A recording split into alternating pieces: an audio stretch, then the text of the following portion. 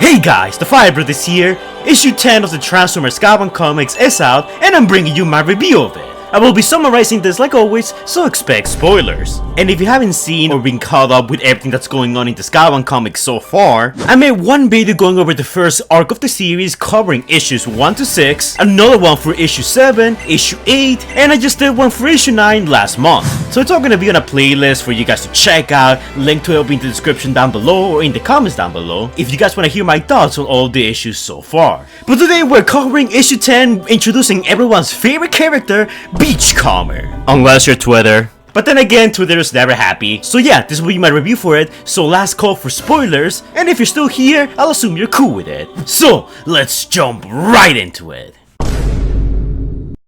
Previously on the Skybound comics, Optimus and his boys, minus Wheeljack, go on a mission to take down the Decepticons for good, but just as they're nearing the Pacific Ocean, Soundwave contacts Shockwave on Cybertron and they both simultaneously activate a space bridge portal, Dark of the Moon style, which hits Jetfire and causes him and the other Autobots to fall from the sky into the ocean. Also, no one even bothered to ask Jetfire if he was okay. Like really, that man needs a hug. Then a fight ensues with the Decepticons, Shockwave comes to the portal and gets ready to make Cliffjumper a canon event. But Ratchet sees this and wanting to change fate, he jumps in, taking a bullet from Cliffjumper and dying? Did Jet just die? You know, it was really unclear.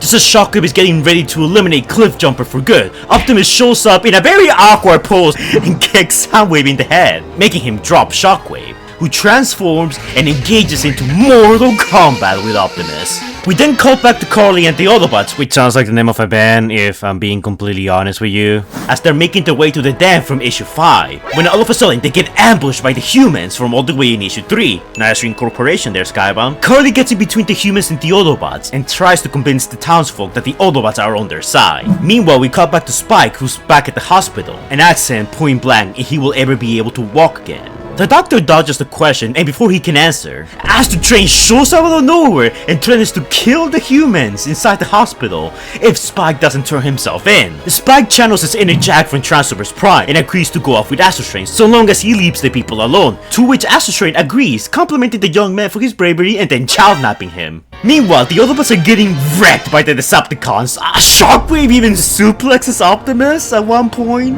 And then we quickly cut back to Cybertron, where the Combaticons are currently pursuing Elita 1 and Ultra Magnus, who's currently doing his best Suicide Luma impression. There's no escape. The only hope is the sweet relief from death. The Elita 1 sees a strange light, and having nowhere else to go, she decides that the best course of action is to go through it. She and Ultra Magnus push through the portal and accidentally tackle Shockwave, saving Optimus' life. The Combaticons don't waste any time and they're crossing through the portal, but thinking quickly, Elita 1 jumps in, grabs Optimus Prime's gun, and immediately shoots off the portal, destroying it, and also cutting Brawl in two, 2007 Jazz style. By this point, Soundwave is absolutely livid, and guns down Cliffjumper and Jazz. Optimus wants to go and save them, but Elita 1 tells them that they need to retreat or else they'll be next. To which Prime reluctantly does. The Decepticons then see Cliffjumper and Jazz who have been left behind, and Shockwave declares that he wants to take them inside to experiment on them, much to Cliffjumper's horror. I mean, look at the man, he's horrified! The issue then ends when Astro Train, who's currently carrying Spike inside of him, gets shot out of the sky by an EMP grenade, causing him to emergency land on a beach, where Spike's rescuer is revealed to be none other than Beachcomber, saying that he's here to rescue the young lad. Everyone up to speed? Good. So we start the issue with Beachcomber's backstory, and I already covered this at the skit so I won't talk much about it, but when he enters the Ark, it looks like that he finds all the Autobots and Decepticons still left in stasis, and he has the option to bring them back online, but then he refuses to do so, citing that if he does so, then the Autobots and Decepticons will continue their war over the Earth, and that will put the Earth in danger. He says that it's better for them to all sleep forever at this point. They have brought too much ruin to the universe, he doesn't want the same thing to happen to the planet he has come to love. Also, this might answer the question of how did Jetfire found the Ark from issue 1? Cause if I remember correctly, he did say something along the lines of like following a distress beacon or something. So Beachcomber activating Teletran 1 for that split moment might have been the thing that allowed Jetfire to find the Ark. So that's just a little food for thought. We then cut back to Beachcomber, who's talking to Spike, explaining his backstory to him and how he's been around all this time, around nature and enjoying the peace. And then it is revealed that Astro Train is bound in chains. I'm not gonna lie, that's probably somebody's fetish. Beachcomber tries to make friends with the Decepticon, offering him some juice, but Astro Train's like, nah, I don't want any juice from you, Autobot. I wanna break free and tear you apart. To which Beachcomber just responds with,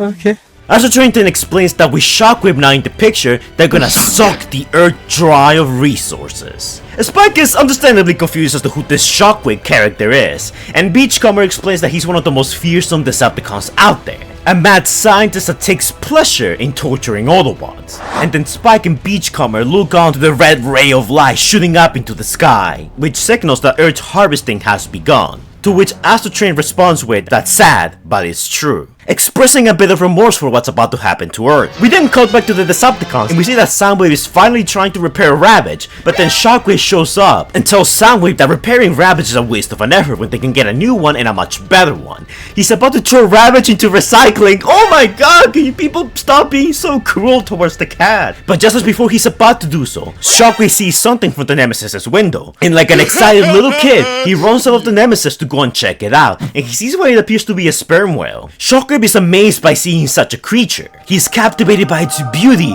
and majesty. He can't believe that such an amazing creature exists, and then he promptly feeds it to a shredder. Yeah, I did say that Shockwave's characterization felt a bit off last issue, but nah, it looks like Shockwave is still Shockwave. He's just a little bit more cray-cray now. Meanwhile, back at the dam, we see that the Autobots and the humans have made peace. and together they have managed to fix the machine from issue 5. Just as that's happening, Elita 1, Ultra Magnus, and Optimus Prime walk in. RC is surprised to see Elita 1, but he's even more shocked to see Ultra Magnus, her old mentor. He pushes her away, not wanting her to see him like this. And RC breaks down in happiness at the sight of seeing her old mentor again. Even if he's worse for wear, she's just happy to have him back. Wheeljack is then told the bad news by Optimus that Ratchet's not coming back. This shocks Wheeljack and pushes Optimus Prime away. He then leaves the area, saying that he needs a moment. And I'm guessing this kinda means that Wheeljack and Ratchet were like best friends or were like really close in this universe. It was never really stated and the two of them never really got many interactions. But Wheeljack does seem pretty heartbroken about this. We then cut back to the Decepticons and we see that they have Cliffjumper and Jazz captive. Shockwave walks into the room, ready to start experimenting on both Jazz and Cliffjumper. And we don't exactly see what he does, but we do hear Cliffjumper's screams of pain and terror. Thundercracker and Soundwave want no part of this, so they just walk out of the room. And Thundercracker is pretty furious about this, although the Autobots are their enemies. He doesn't believe that they deserve this treatment, to which Soundwave agrees, but he tells him that it's best to not piss Shockwave off. He's the ruler of Cybertron, and they're gonna need him if they wanna finish off the Autobots and revitalize Cybertron. Thundercracker is furious and says that he just wants to go back to the Ark and retrieve his brother Skywarp, who's currently nothing more than war furniture for the Autobots.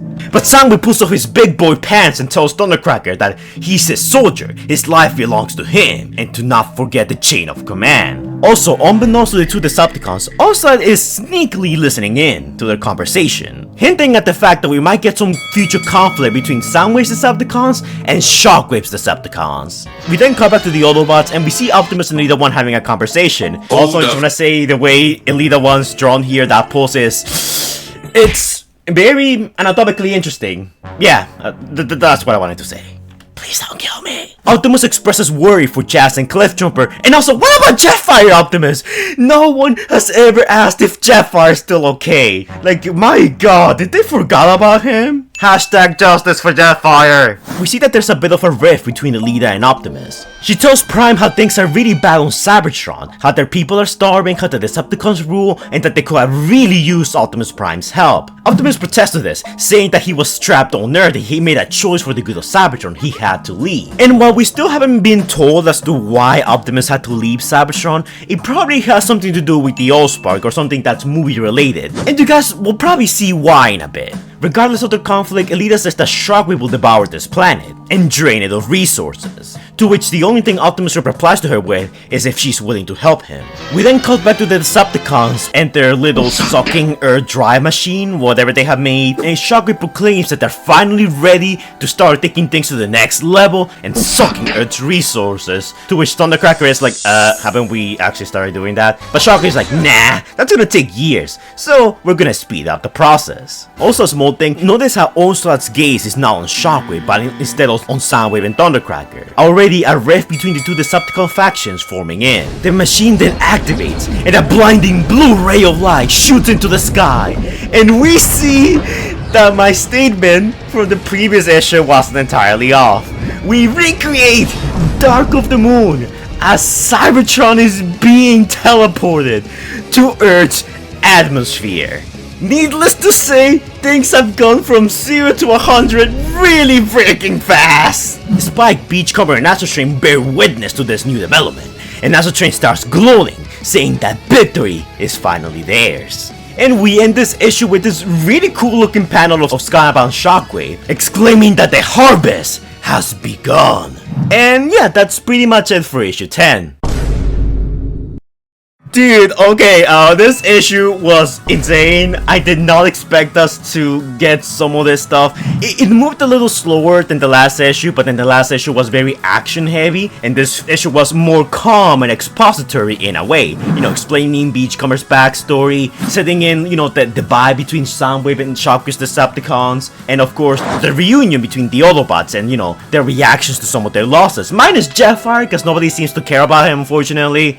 Really, why is everyone everyone hate my boy so much? It was also very nice to get some small bits of lore of the world, because like, to be honest, we still don't know much about the Transformers in the Skybound universe. We have an idea of what happened and what's going on, but we do know that the little one got left behind on Cybertron, like it usually happens, and Optimus Prime had to leave. Whether he left for the Allspark, whether he left for some other relic or some other purpose, or fighting the Knights of Cybertron like Jetfire kinda suggested, we still don't know. Personally, I believe it's the Allspark, as so far the comics have not been afraid to pull off influence from the movies, and I'm not saying that's bad. In all honesty, I really like that they're doing that. As a big movie fan myself, I love that they're doing that. But overall, yes, I actually really did like this comic issue. I like Beachcomber's backstory. It's one of those show don't tell type of things. That's why I chose that whole segment for the Skit, because I thought it was so beautifully well done. And Thief's Tongue Lullaby with Beachcomber is something that I will forever associate now. I think people are still gonna be a bit divisive about Shockwave's characterization in the comics. He's still the mad scientist that likes torturing Autobots, and he's very sadistic and doesn't care much about other people. But at the same time, he has these weird moments of like where he got really excited of seeing the sperm whale just to kill it. This Shockwave feels more psychopathic, like even the other Decepticons seem to be a bit unsettled by him. And I think this adds a lot to his character. Also, I just love this panel of Onslaught talking to Brawl, just saying to tough it out. I think that's actually pretty funny. And that's something else I want to talk about, the art. The art this issue, in my opinion, was very, very spot on. I did complain last time that I feel like the art was a bit iffy from time to time. Ever since issue 6, like I feel like the art has gradually improved. Last issue there were some like very awkward panels even there. But for this issue, all the poses, all the panels, everything I've seen has been spot on. I don't think there's a single panel in which I feel like, you know, the proportions look a bit off, or like, you know, the way the characters are, you know, portrayed here, posing, looks a tiny bit off or off model. The art has definitely improved quite a bit. Well, I still prefer the art that we got for the first arc of the series. The art for the Shockwave arc has definitely improved a lot, and I like it quite a bit. Overall, this comic issue felt more like an in-between issue that's here to set things up for the future, for issue 11. And in all honesty, that's not a bad thing. Like I said it before, I actually really like the issues where we don't get a lot of fighting and we just focus more on the characters. I love these types of issues, and getting this honestly doesn't bother me. But overall, I just love this comic. It definitely felt like the most artistic comic out of the bunch so far. Like there was a lot of like show don't tell, the use of colors every here and there. I just really love this comic, okay? I thought it was very well made. This might be a bit controversial, but I'm actually gonna give it a 9 out of 10. I actually liked it quite a bit. I like the characterization, I like the characters. I know it was a setup issue, but I think that made it better. And I might be a tiny bit biased with the whole Dark of the Moon reference, you know, bringing Cybertron back. But I mean, come on, how can I not be? That's awesome, alright? But yeah, that's pretty much my thoughts for issue 10. Anyway, so now we're at the part of the video where we basically go over all the issue 10 covers. We have 5 this time, so not as many as before, but this is probably for the best. So cover A, we got this picture of Carly and RC looking up at the stars. And you know, it's a cute one, I like this. It's definitely a reference to issue 8 where we actually saw the two of them looking at the stars. This looks like it expanded upon that. And while we didn't see anything like this in this issue, I still think it's like a solid enough cover. You know, I like it because of the characters, but by itself, it's just an okay comic cover. It's not bad or anything. I'm not saying it's bad. I'm gonna give this one a 7 out of 10. It's okay. Like, I don't hate it. It just doesn't wow me. Cover B is Beachcomber rescuing Spike. I love the composition for this one. I love the use of colors here. How Beachcomber contrasts with everything. How Spike's having fun. This is just a fun cover, and I love it. I'm gonna give this one a 9 out of 10. I love it quite a bit. Maybe if I'm feeling generous, it'll be a 10 out of 10, but for me, it's a 9 out of 10. Now, cover C, we see Bruticus, who, I'll be honest, Bruticus has been teased a lot in the comic pages, and especially in the covers. They've been teasing Bruticus a lot. So my guess is that by the end of the arc, we might not only see Devastator, but we might even see Bruticus. Or hell, maybe if my theory is correct, that Shockwave's Decepticons and Soundwave's Decepticons do end up duking it out for supremacy, then we might get a Bruticus v Devastator fight, and that would be honestly pretty cool to see. This is also one of those comic covers that's supposed to tie in to the other comic covers, so you can have like this little nice diorama of all of them. I like it a lot, honestly. It stands by itself really well. You don't need to connect it to anything else. It's a fun enough cover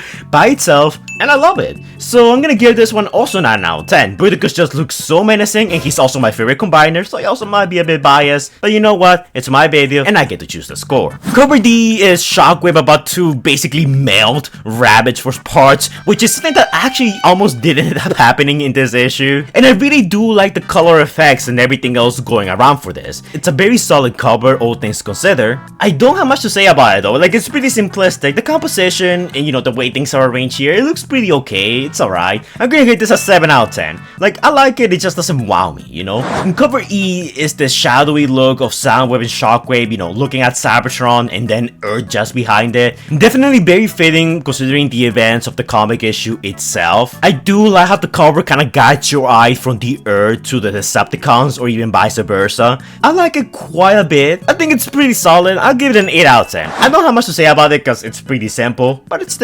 very nice. Very good job.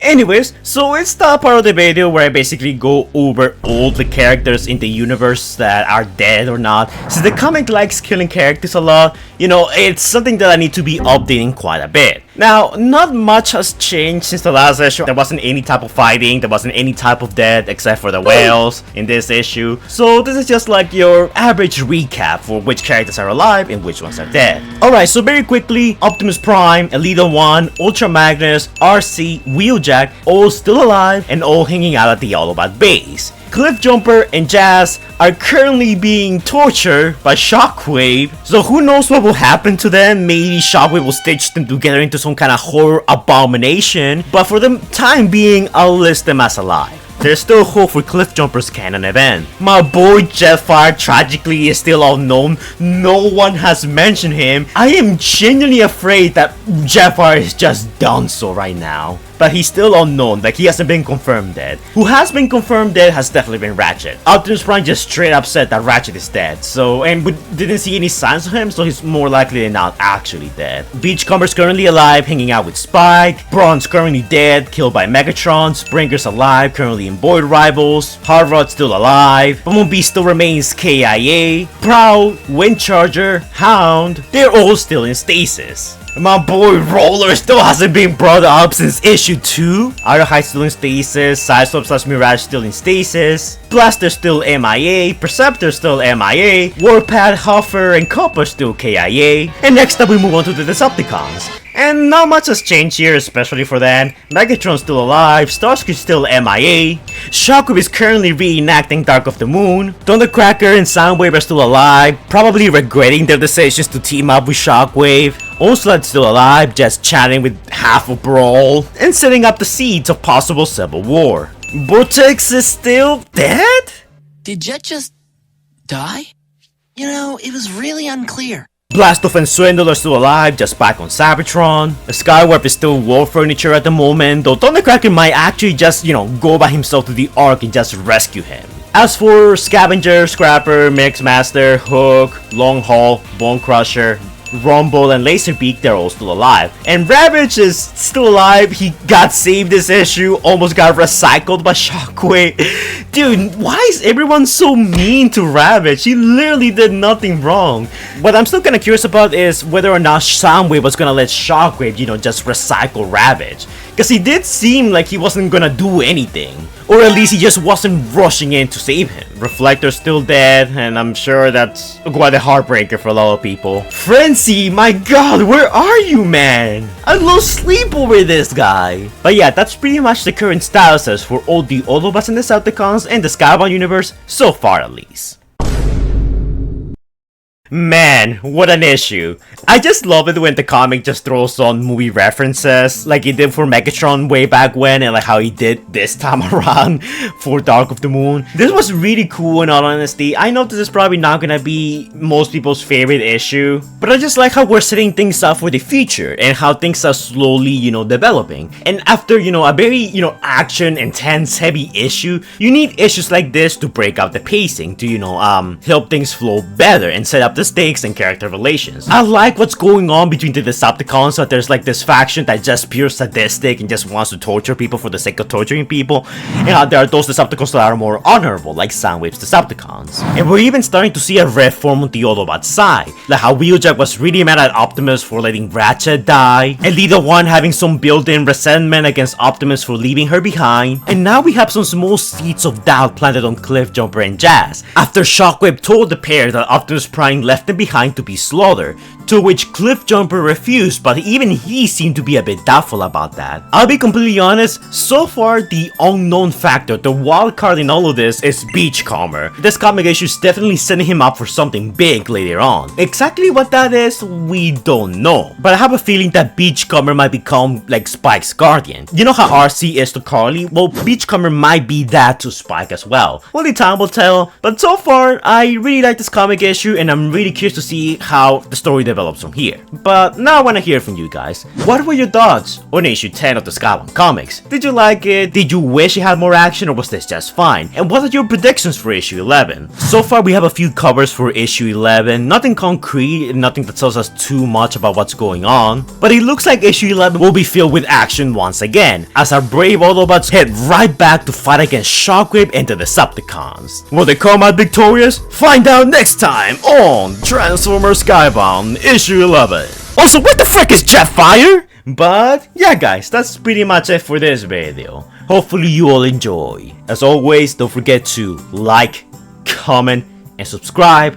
Do all the annoying YouTuber stuff that the algorithm likes so much. And I will see you guys in the next video. Stay safe, guys.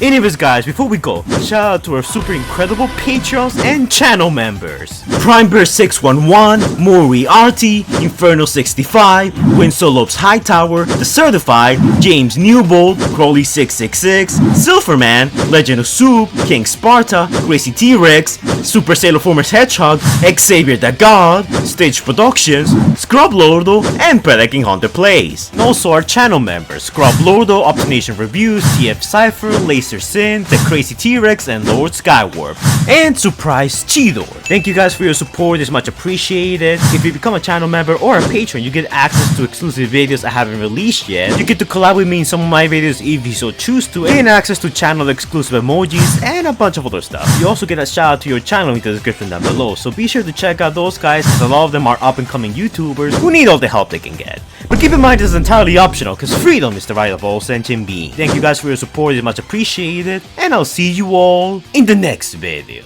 Bye guys.